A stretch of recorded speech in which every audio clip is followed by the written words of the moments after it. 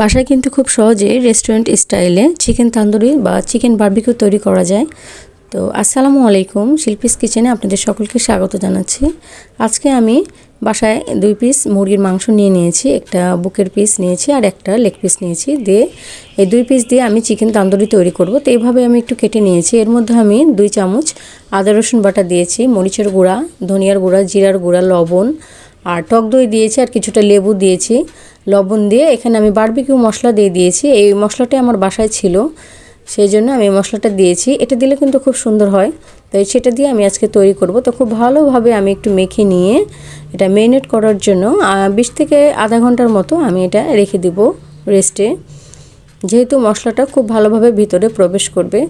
আজকে এই চিকেন তান্দুরি আমি আপনাদের সাথে তৈরি করেছি একদম সহজ উপকরণ দিয়ে। যদি আপনাদের ভালো লেগে থাকে তো অবশ্যই ফ্যামিলি বা ফ্রেন্ডসদের সাথে শেয়ার করতে পারেন বা একটা সাবস্ক্রাইব করে আমার পাশে থাকতে পারেন। তো আমি আধা ঘন্টা পর ফিরে আসলাম, এটাকে আমি ফ্রাই করে নিব। সেই জন্য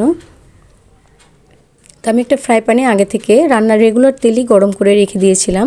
এখানে আমি সরিষার তেল ব্যবহার করিনি আগে। দিয়ে আমি যে ম্যারিনেট করে রাখা মুরগির পিস দুটো আমি এখানে দিয়ে দিলাম। দিয়ে কিছুক্ষণ পর পর আমি ঢাকা দিয়ে রেখে এটা এপাশ ওপাশ করে উল্টিয়ে নিয়েছি।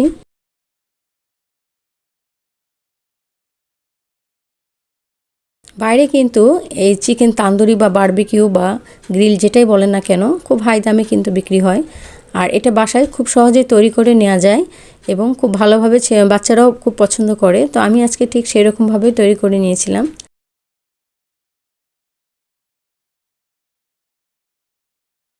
আমার ফ্রাই করা কিন্তু প্রায় হয়ে এসছে। এ পর্যায়ে আমি চিকেনের পিস দুটা তুলে নেব।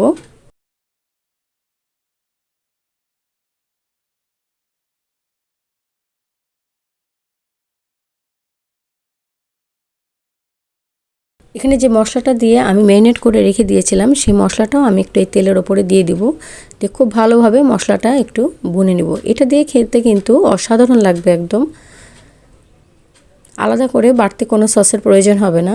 তো আমি খুব ভালো করে মশলাটা ভুনে নিয়ে প্রায় কিছুক্ষণ পরে ভুনে নেওয়ার পরে আমি এখানে একটা আচার দিয়ে দিব। সেটা যে আচারই আপনারা দেন না কেন কোনো সমস্যা নাই, কিন্তু আচারটা টক জাতীয় হতে হবে। তো আমার বাসায় জলপাইয়ের একটা টক আচার ছিল, তো আমি জলপাইয়ের এই টক আচারটাই দিয়ে দিয়েছি।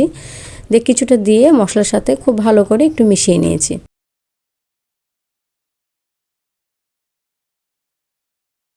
তো মশলাটা আমার একদম রেডি হয়ে গিয়েছে। তো আমি এই পর্যায়ে মশলাটা তুলে নিব।